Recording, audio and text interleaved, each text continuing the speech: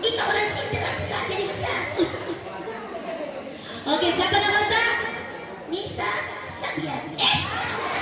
Namanya? Nisa Sablon. Namanya? Ica Leda. Kenapa dah Ica beda? Siapa nama tak?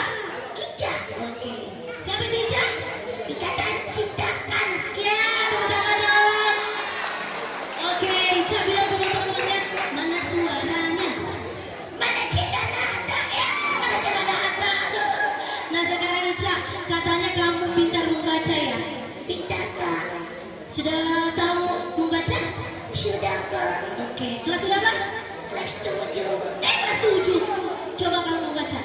B apa? Ya, Baby. ya. Babi. Oke, yang lainnya? Caca. Ya, B apa? ya. Cebok. Cebok. Ini berarti belum bisa membaca. Ica, kalau kamu ke perpustakaan, kamu biasanya membaca buku ya? Tidak ke? Kenapa? Ku bawa lari bukunya. Bawa lari bukunya. Tidak boleh itu dibawa lari, itu bukunya perpustakaan. Ada yang lihat ini nanti. Siapa lihat kakak? Iya, Allah.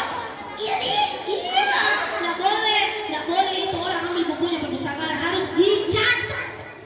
Di apa?